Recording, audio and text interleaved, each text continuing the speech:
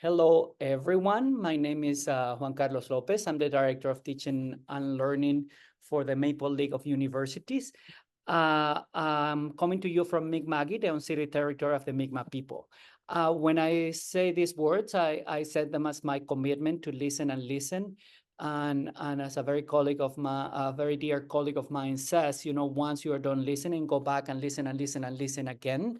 And the reason why I'm listening is because I want to learn. I want to learn about the truth. I want to learn about the truth of what has happened and what still happens in our lands, and follow the recommendations of the Truth and Reconciliation Committee to work towards decolonization and indigenization in our country. I also would like to acknowledge that these lands where I live and work and play have received people of African descent, several waves of people of African descent, and the record goes back at least 400 years. And actually that 400-year record is a person that came to be a translator between settlers and Mi'kmaq. So you figure that there was some contact before that. So, but in any case, I say this also as my commitment to listen and learn and work together towards a better future for everyone. So with that, thank you very much for joining us today. This is the last Better Together session for the fall and for the year.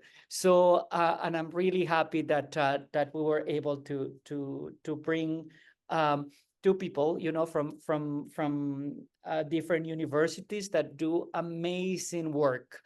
But I'm gonna let Lori introduce Andrea, and then we'll take it from there. So go ahead, Lori. Great. Everyone can hear me? Yes? Okay.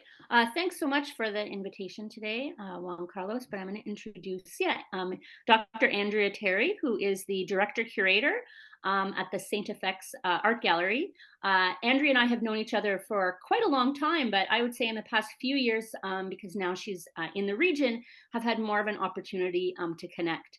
And one of the things her and I often talk about is kind of being one-hit wonders, because we both work at small university art museums, also at liberal arts universities in regional areas. So thank you for the invitation, but I'm really looking forward to Andrea's talk. So Andrea, over to you. Thanks, Lori. Can everyone hear me? Yes, great. Okay. I got a big thumbs up from my colleague Ruth, which is lovely. Thank you. Now I'm just going to share my screen.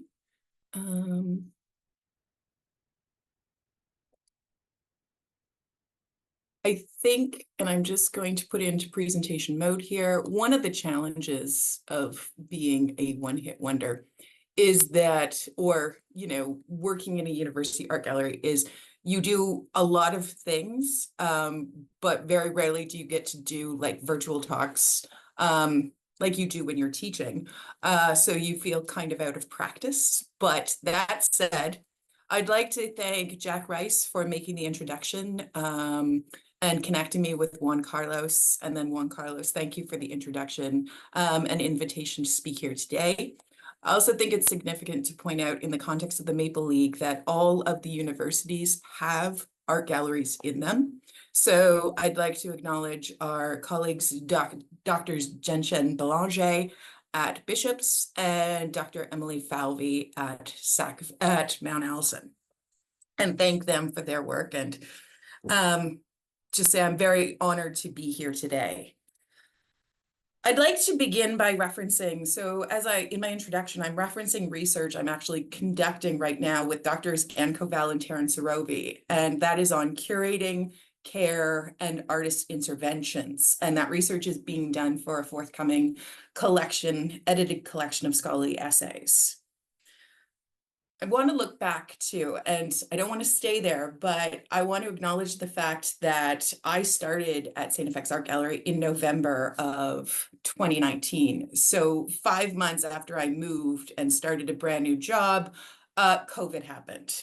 And the COVID pandemic impacted lives around the world. Art galleries and museums had to adapt to a new socioeconomic climate that gave rise in the world of art to a culture of care. While the role of curator has historically been understood as one who cares for objects in exhibitions and collections, in recent years, the duty to care seems to have shifted from objects to people. As Elke Krasny and Laura Perry write, quote, care speaks insistently of the potential to use infrastructures and institutions differently, to produce emancipatory social and ecological imaginaries through arts and culture, and to decolonize minds and bodies and their support systems, unquote.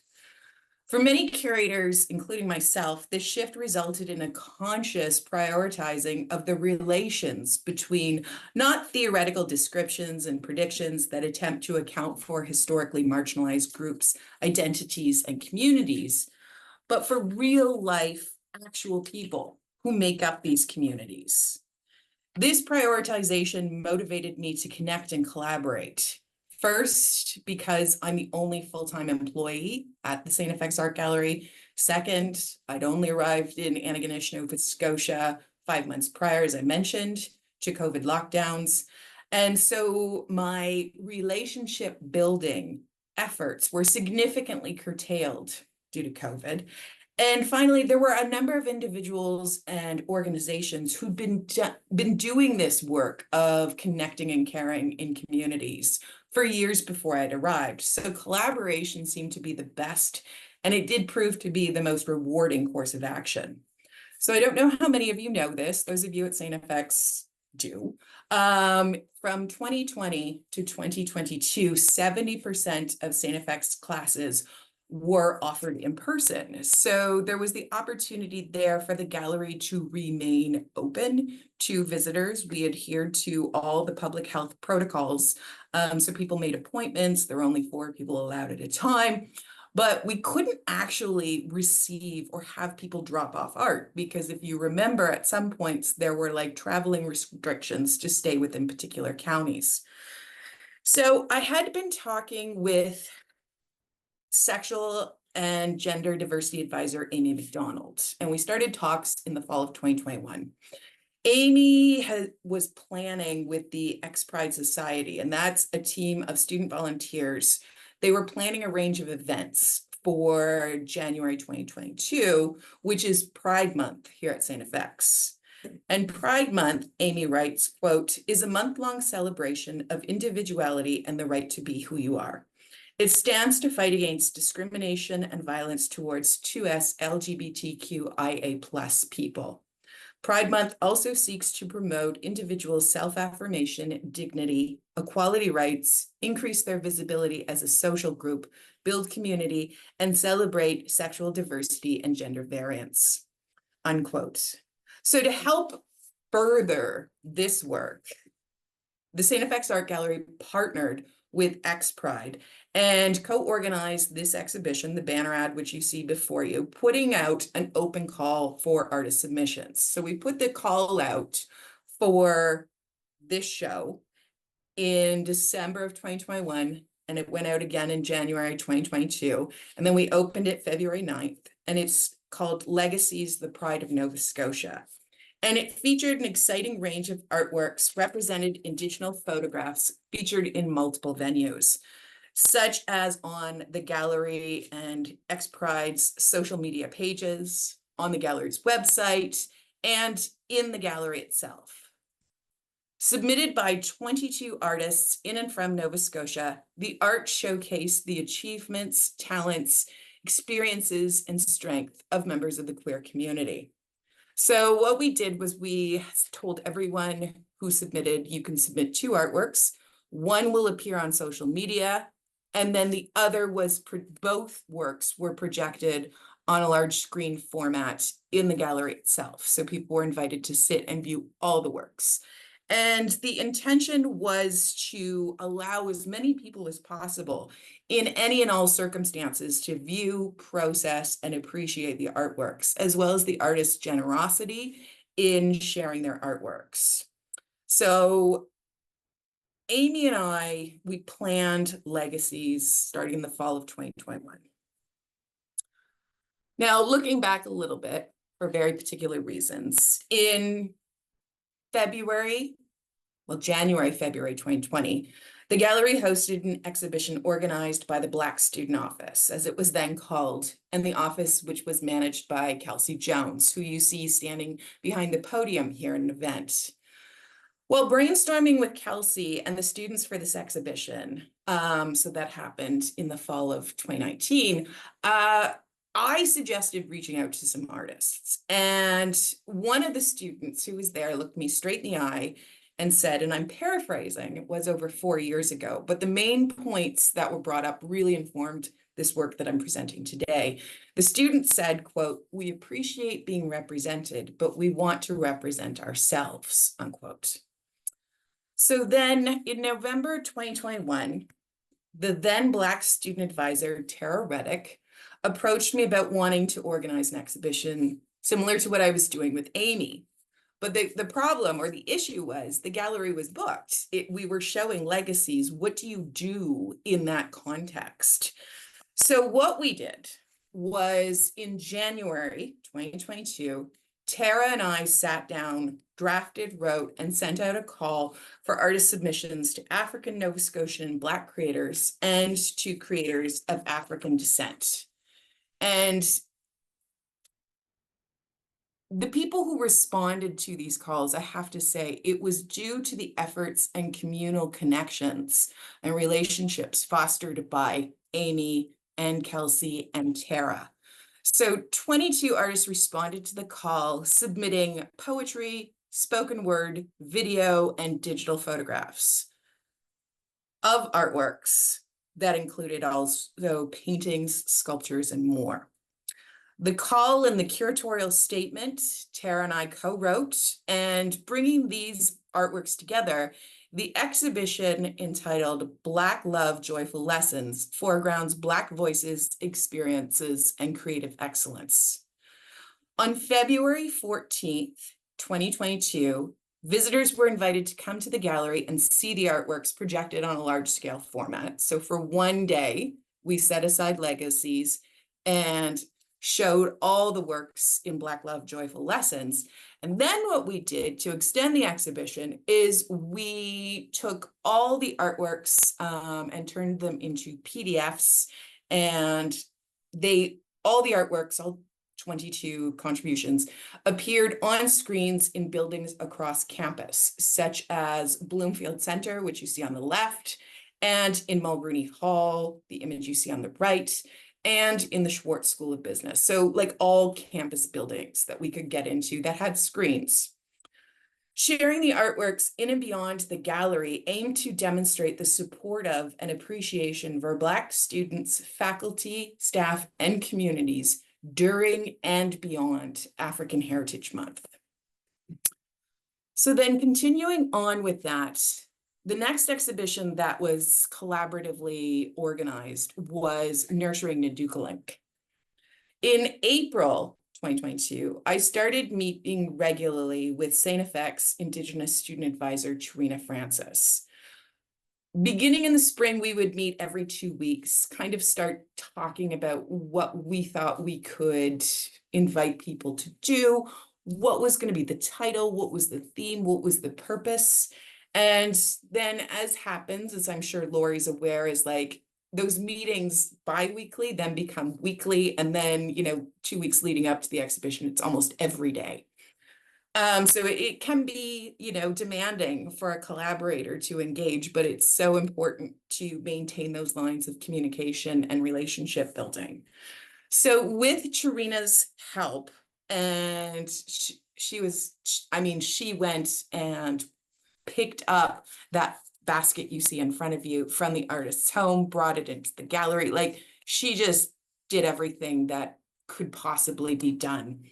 26 artists and makers submitted works to the exhibition, which was titled Nurturing Ndukulink. And I want to say here that while Charina and I were collaborating, she remained in constant contact with StFX knowledge keeper and elder Carrie Prosper. And it was Carrie who came up with the ultimate title. So we had another verb in place of nurturing, but it was Carrie who said to Charina, no, nurturing is the verb you want for this. So it was really wonderful to be connected and to maintain those lines of communication. The exhibition foregrounded the need to appreciate connections between life and the world around us. As Carrie Prosper explained in a 2022 interview with the Halifax Examiner, quote, interpreted literally, Nduklumik is about hunting and gathering. As people hunt and when they are gathering, we want to do so under the concept Nduklumik.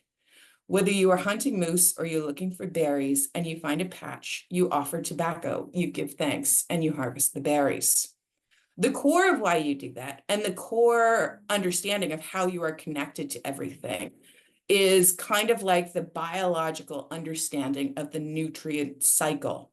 It's a circle. So you can begin anywhere with this circle. It never stops. And when we think of creation, it is a circle. There is no beginning, no end. Nothing dies. All it does is change into another form of creation. So that's from quote from Carrie. This exhibition featured artwork submitted by Indigenous artists and creators across the ancestral unceded territory of Mi'kma'ki, most especially those living in surrounding Mi'kmaq communities and those of First Nations and Métis heritage who work and or study at StFX. Collectively, these contributions honor Indigenous people's strength, resilience, knowledge, and experiences.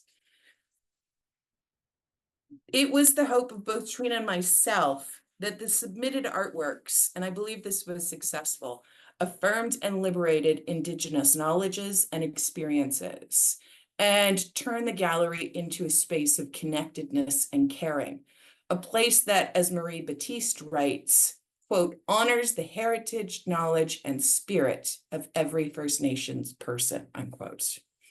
What's significant about this exhibition, so for the previous ones that I discussed, we were able to offer honoraria to all the contributing artists. So I think we started off with a certain monetary amount. And then because for this exhibition, it was so important to us and it involved so many people. And this was now one where artworks were being shared in person and displayed. The Coady Institute sponsored the exhibition. And so we were able to double the amount, the monetary amount of the honoraria we were able to give in the previous years. What's also significant about this exhibition is that it was open over the fall of 2022.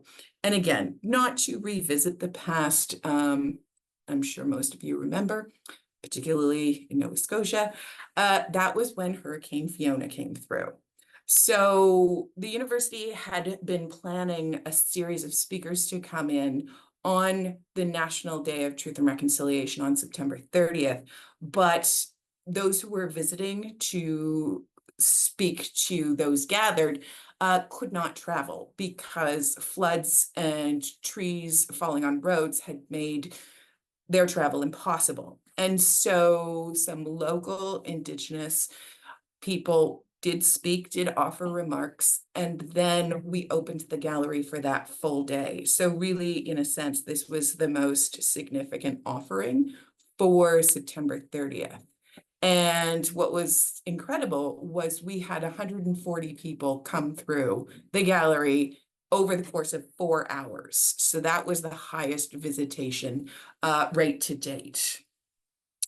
So I just want to take a moment and move from collaborations with communities and look at how I've been able to collaborate with faculty. And there's two instances here. And I think one of the people is on the call. So this exhibition in December of 2022, Dr. Matthew Anderson was newly hired in the Religious Studies department, and he approached me about the possibility of the gallery hosting a video art installation of work by colleagues of his from Montreal. This initial meeting led to many more, and it resulted in us co-curating the installation 1001 Lights at the StFX Art Gallery. It is a 15-minute video art installation by Marlene Miller and Philip Sporer of Movement Perpetuel.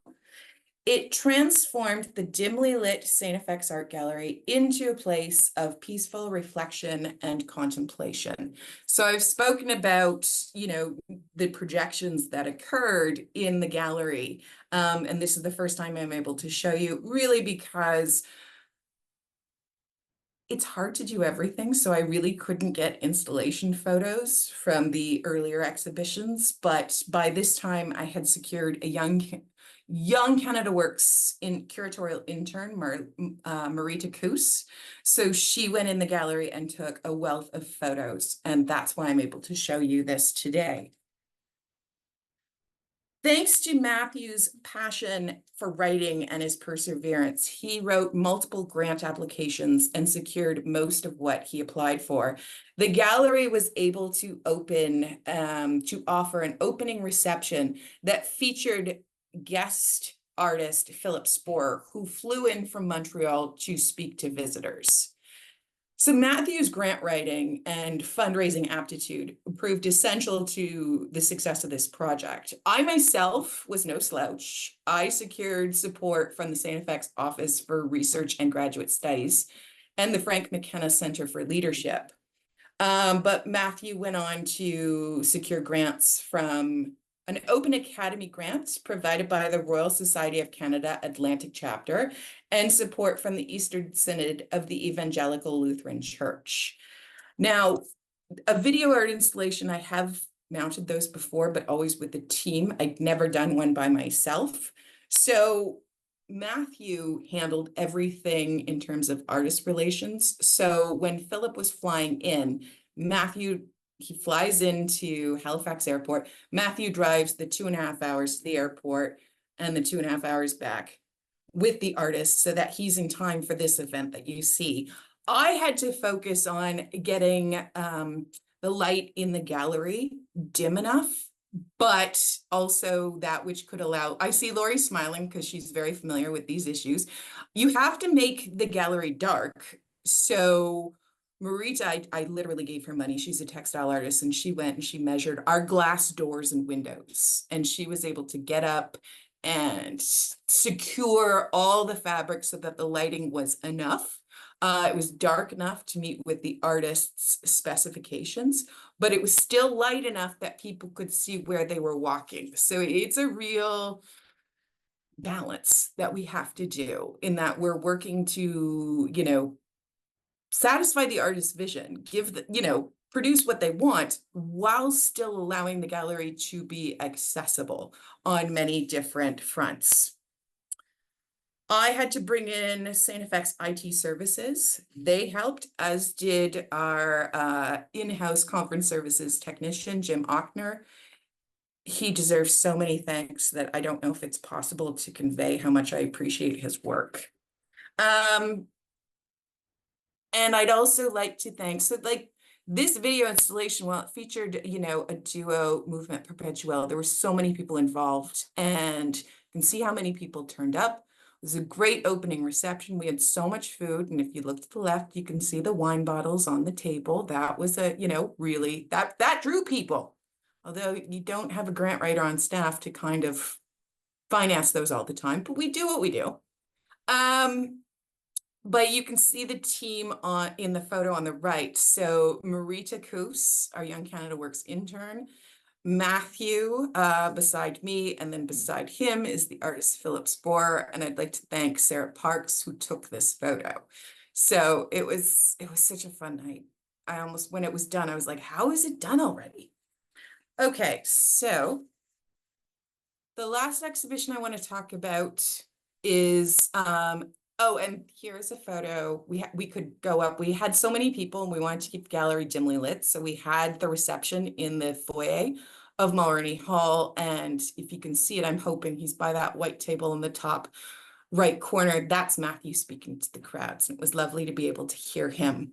It's always lovely when I don't have to talk in an event like this, because I get sick of hearing myself. But in this context, it's really wonderful to be able to share these experiences with you. So finally, I want to talk about this exhibition. So it was co-curated by myself and Dr. Jane McMillan. Jane had approached me in February of this year, seeing if the gallery would be able to host and organize and host an exhibition marking the 25th anniversary of the Supreme Court's Marshall decision. At that point, so in February, Jane was already in the process of organizing a conference and a ceremony to mark this milestone. And so I just jumped at the opportunity. I'm like, I would love to. And so we spent the spring and summer getting together artworks, photographs, and videos to display. And the reason I underscore the fact that it was co-curated here in the same instance as it was with Matthew was that every decision was made together. There was really nothing that it was independently made. It was us all the time. And it was so wonderful to work with both Matthew and Jane on this. I'm old school with papers. So the exhibition, we both arranged, Jane and I, individually, yet we came together. The exhibition was sponsored by the StFX Office of Research and Graduate Studies, the Cody Institute, the Inouye LF, and the DeVoe Center for Indigenous Governance and Social Justice. So this is a photograph from the opening reception, which I will talk about in 2 minutes. I want to point out, I don't know if you can see it, it is in the center, series of hoops. That is the bike net. So just some background, over the summer, Jane asked me to contact Member 2 Heritage Park.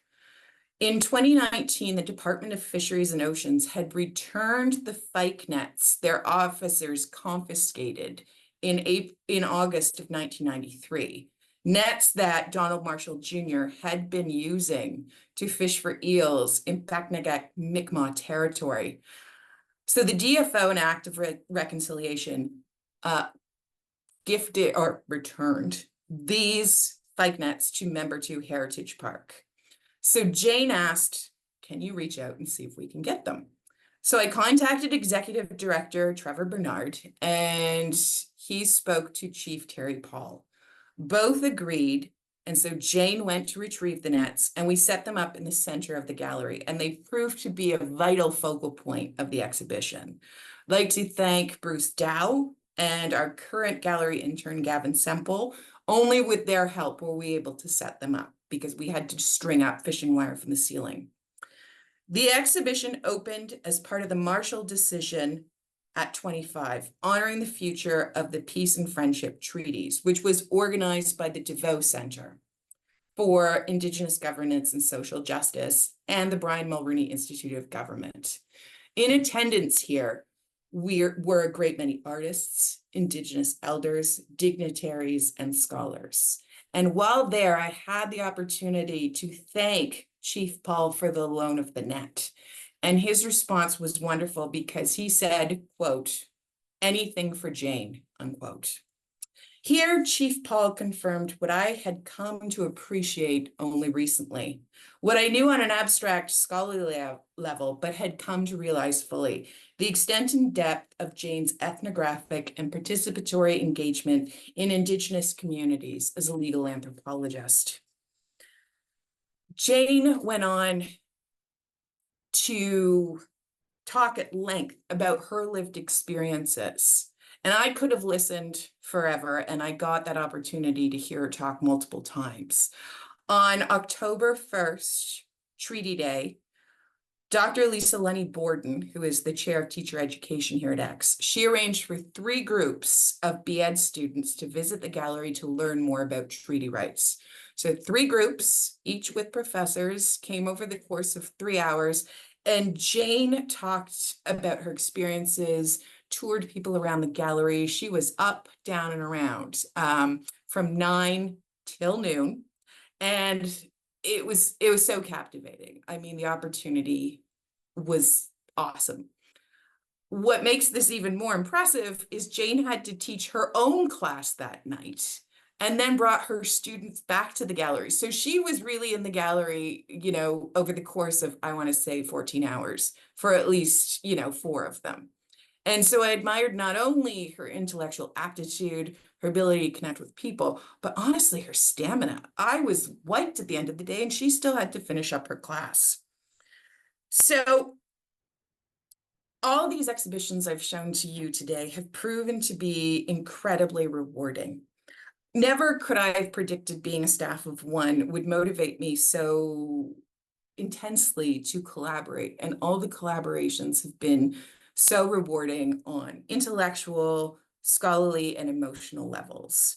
It's challenging to be the only full-time person employed at a gallery, but people here really do pull together, demonstrating the value of both care and collaboration. And so I really appreciate the opportunity to share these experiences. Now, that said, looking forward to talking afterwards, but I want to turn the virtual podium over to my colleague, Dr. Lori Dalton, who is the director curator of the Acadia University Art Gallery. And I feel like I should say she is not only talking today, but in about, what, an hour and a half giving a curatorial talk. So there is no rest for the wicked, which is a good thing. It keeps Lori on her toes, and she's got lots to share. Great, thank you. I'm just going to share my screen.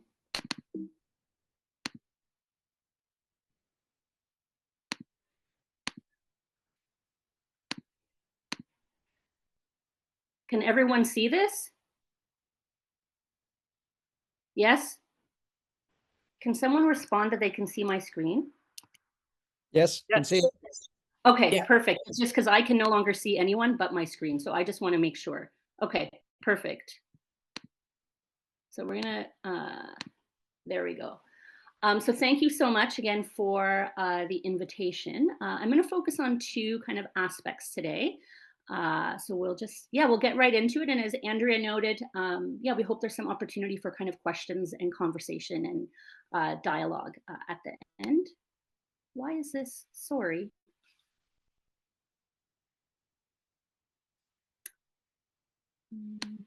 Okay, good. We can see this, correct? Okay. Yep. There always has to be one person super awkward on an online Zoom meeting, so I'm glad that it's me today. So we're going to focus on two aspects. I want to talk first about this, really thinking about university art museums as places for research. And then the other aspect that I'm going to focus the bulk of my conversation around today is thinking about university art museums as a place for experiential learning. So we're going to kind of talk about those two elements.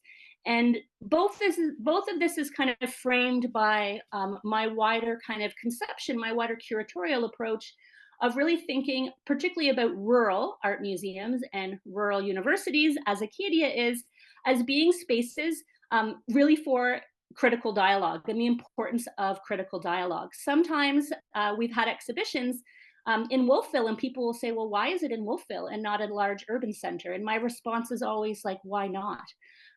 I really advocate very strongly that particularly art museums, increasingly in a political and social climate that we have today, should be spaces for critical conversation and should be spaces sometimes for uncomfortable conversations. So I kind of put this image up here to start the discussion today. And I noticed that Laura Kenny is in the audience, so she'll recognize this exhibition because she's referenced Maud Lewis quite a lot in her own work. And we've also had the lovely opportunity of showing Laura's work at Acadia. But I kind of want to just frame some of the approaches that the gallery does at Acadia. So the gallery here was established in 1978, and it was created in 1978 with the idea that at a liberal arts university, that there should be all these different ways in which to, educate the whole student. That's kind of one of the things Acadia often talks about in creating critical kind of learning experiences. Also, though, because where we're located geographically, we also function very much as a public gallery for our community. We're about an hour from Halifax, and then about another, say, 45 minutes to an hour from Annapolis Royal, which has an artist-run center. So we serve very much our university community, but also the wider community as well. And so I'll just put this image up to also talk about the importance of being kind of responsive to place, but then also bringing a global conversation to that place as well. And I'll explain a little bit more what I mean by that today. But the image that I've put up here is an exhibition that happened in the gallery in 2018. And it was an attempt to kind of reframe and approach the work of Maud Lewis, which for many Nova Scotians is a very well-known artist. And I would argue kind of a complicated artist, particularly in the way that her work has been exhibited and the way that her work has been narrated by institutions. So the goal of this exhibition was to look at the stories around Maud Lewis. How do we myth make an individual? This exhibition also included the work of a lot of private collectors in the region. So it was an opportunity to showcase work that hadn't been seen publicly before, and it involved kind of collectors in sharing their own stories of how they acquired a work. Because for those of you that are familiar with Maud Lewis, so much of the stories become part of like the myth making or understanding of her. So I'm just going to go forward to the next one. So what I really want to focus the bulk of my presentation on today is this idea of thinking about art museums, and particularly academic art museums, as places for engaged learning. So I'm going to talk about a few examples of what that kind of looks like at Acadia. So when the gallery was established in 1978, it was also established with the capacity and the means to also be a collecting academic art museum. So when the gallery was founded in 78, endowments were created to ensure the continual research of the collection, as well as the building of the collection. So it means that the gallery is able to regularly acquire works for the collection. What's interesting, though, when the gallery was founded in 1978, is there was not any endowments created for operating the gallery. So I always tell people that because it's a bit of an interesting thing, let's say, to navigate. So today the gallery has around 3,500 and counting works of art. And we engage with our collection through predominantly curatorial projects in the gallery. Some of our collections also go on tour or are made available for research projects. And some parts of the collection also go on designated areas at the university.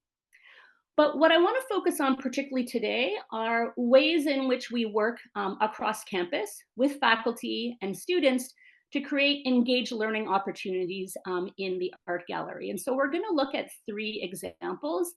One is looking at the ways in which we do programming around exhibitions within the gallery. The second one will be ways we try to develop research grants around the gallery. And then the third one will be looking specifically at collections and how we work with collections. So the first example that I want to talk about, in practice, it sounds very clinical. So in practice, working with an exhibition. So what I want to talk about is a project that the university gallery did with a variety of different classes on campus, but the case study we're going to look at today was a project between a women and gender studies course on gender and development and the gallery. And this essentially involved the students attending several talks that the Guerrilla Girls did, as well as participating in a core project that they created for their class. And we'll talk about what that is in a minute. I also put up a publication that came out of that. One of the things that I try and do, not always successfully, is projects that we do in the gallery, particularly kind of research, kind of engaged learning projects. I try to work with faculty or other individuals to then have a way to kind of crystallize that project. So what I mean is that could result in some type of kind of web interface to kind of document that project that happened. But we also try and work on scholarly articles. Because for me, part of it is also enriching and engaging a wider conversation of the role that academic art museums can play at universities, but also the role that arts can play in wider kind of conversations. So this is an article that came out as a result of this project. So this is an image from the gallery, like way back in the day, because we no longer have those horrendous floors, but we still have those lovely walls. But this is an installation shot of the Guerrilla Girls when we did a Guerrilla Girls exhibition at Acadia. And this is an exhibition that I did fairly like in the early years of when I was at the university, where I was very much trying to approach the idea that there should be no limitations from kind of dreaming big and thinking big within rural galleries and within rural communities. Because this exhibition was a massive enterprise and it was working with an international group of artists. And so I essentially just sent them an email and said, you know, you exhibit all around the world in these massive, huge spaces. You've likely never heard of me as a curator. You've likely never heard of Acadia or Wolfville, but like, how about we do this project? And they were really keen on doing the project. And so I always like sharing this as an example of that, you know, if you don't ask, you like never know what the answer will be. So that was kind of a good result in this case, rather than kind of questioning and thinking they would never agree to it. Why not ask and see? So we did a very large showing of their work in the gallery. It was somewhat kind of a historical kind of overview of their approach as artists, particularly their emphasis on using very strong font in their work, bright colors, and the use of kind of statistics. And I'm mentioning that because we use those three kind of artistic strategies when we were working with classes. And this is an image of one of the Guerrilla Girls here. This was also a very interesting learning experience in terms of working in small communities, because I had to have like conversations with like security in the town to not like freak out if there were people walking around wearing gorilla masks. So, you know, all those like logistical things that you don't always see behind the scenes. And so one of the also things that we did as part of this exhibition, because the Guerrilla Girls work in multiples, meaning they make many copies, right, of their work, we also acquired in our collection everything that we exhibited for that exhibition. So it allows us to continue to kind of develop projects with classes after the exhibition itself has left. So I'm going to show two examples of what we did with a class, and these are two of the examples that are included in that publication.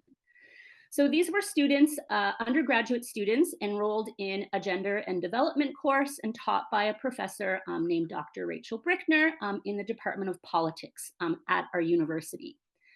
This is an example of a project that was able to kind of take shape because we knew well in advance when an exhibition was going to be happening, so we could plan well in advance with a class.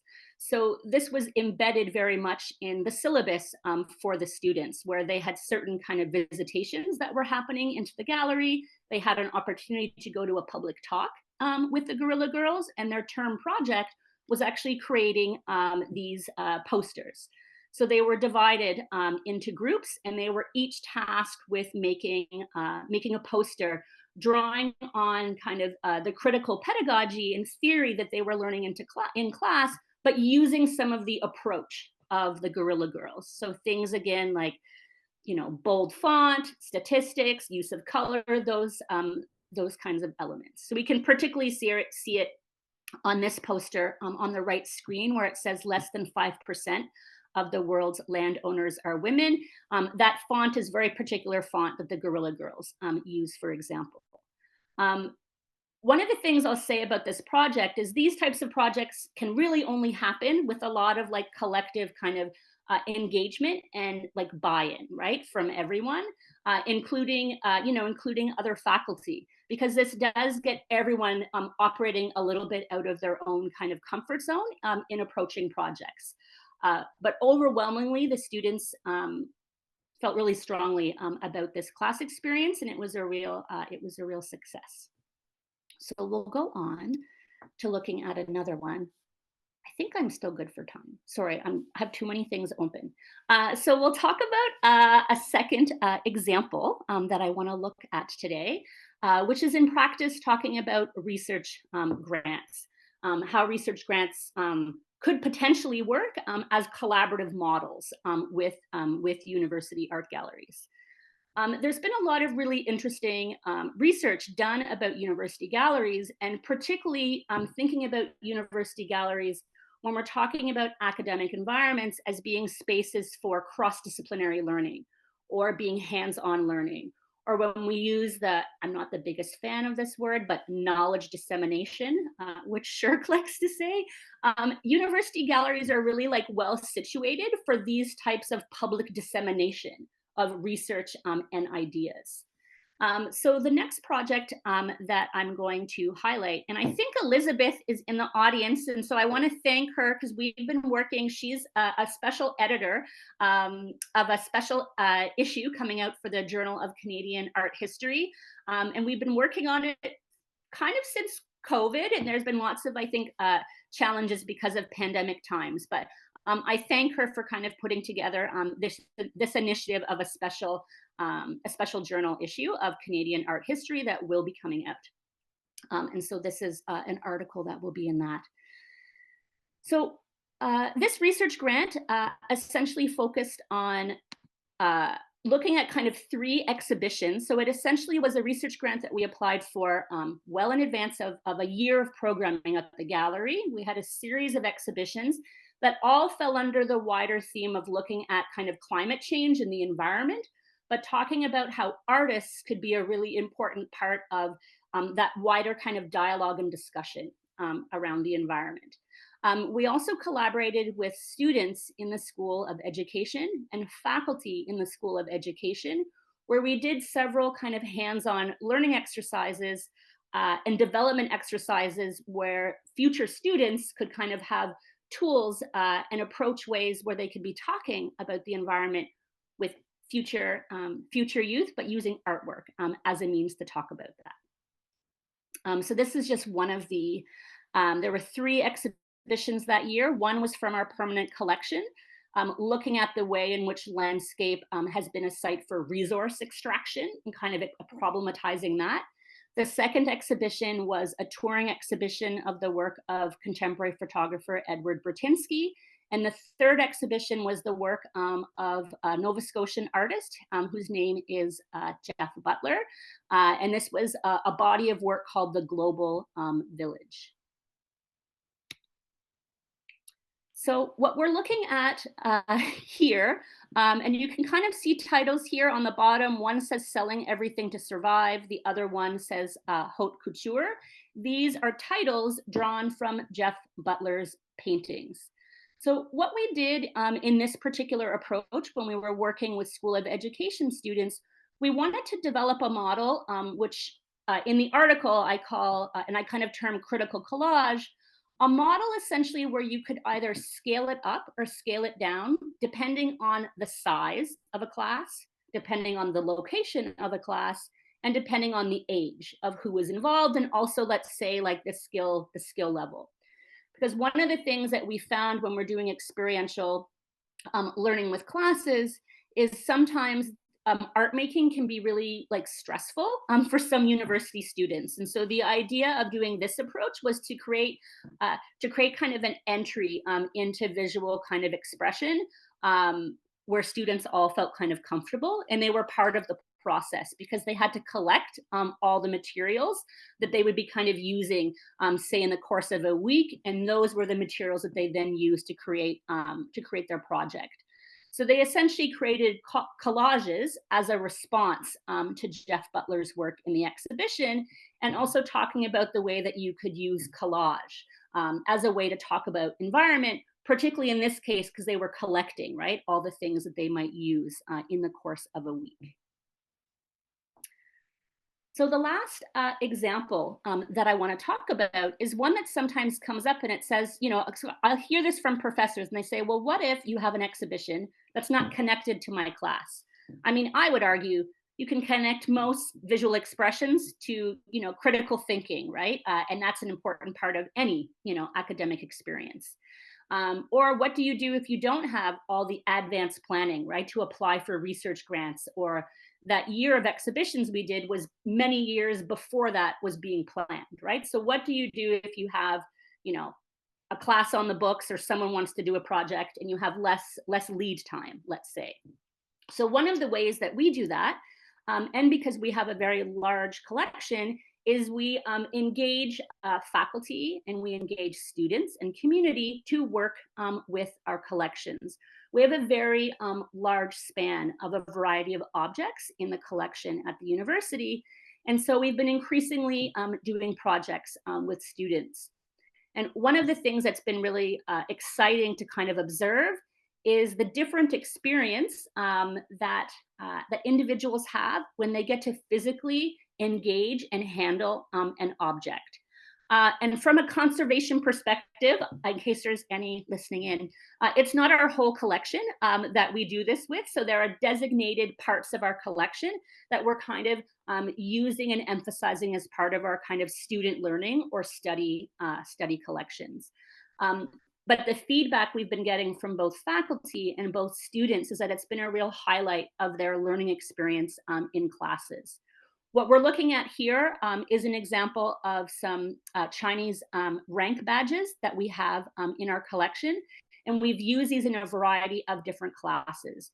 We've used these objects, in classes on history, if they're looking at, Chinese history. But we've also looked at these objects in classes that are looking at shifts in gender, because the bulk of production of these would have been done by women historically.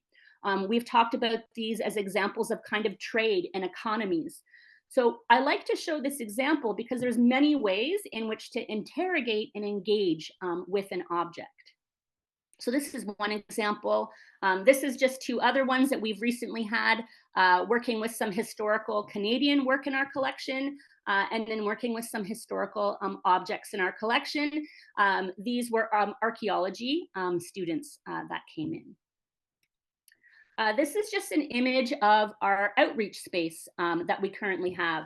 So we do some of our tours, right, obviously in exhibitions, but when we're working with collections, we very much need to have a prioritized space. So we have a lab that we use for our collections and outreach. This is a space where we research our collections, but where we're also able to have students come engage directly with objects and then later do a hands-on experiential activity. So that's the image that we're looking at here. And I think I have just another one. This was a politics class that was in recently. And one of the things that's been really interesting to observe is just the different dynamic way of learning. So these are things that the students have been, exploring and learning in their classes, and we're getting them to think about different ways of applying, right, those critical and engaged concepts that they've been exploring. So that's my last. Oh, this is another image where I'll finish with this one. I was mentioning earlier that the gallery collection started in 1978, and one of our collecting priorities of the collection is printmaking, is works on paper. And so many of our exhibitions tend to look at and examine printmaking, but increasingly we're focusing a lot of our learning opportunities and engaging opportunities with classes around printmaking. It allows for a fairly accessible, very kind of hands-on approach with classes. So what we're looking at here are students that were involved in a course on World War I in Canada. And they came in to kind of distill and create their own kind of propaganda, kind of war posters, simulating some of the concepts they had learned in class. And I'll end with this just last plug, or Juan Carlos might mention it, but this is the exhibition that's currently on view in the gallery. This is an exhibition of printmaking all from Oaxaca, which is a state in Mexico. The exhibition was slated to be closing on Friday, but it will be extended until the end of January. But I will end it there, and thank you very much. Thank you, both Lori and Andrea. That was wonderful and very inspiring. And I remember that when we connected, one of the things that I said, when we were talking, was that for me, our galleries are at the heart of what liberal education is.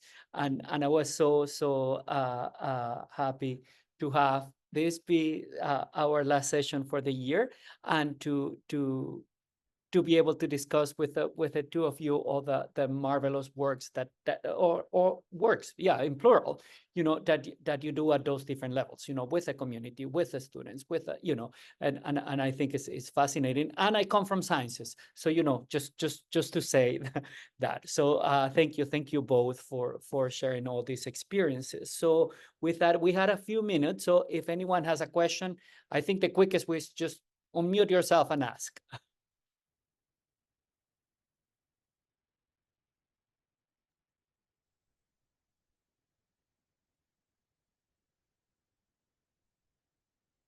Any questions, thoughts?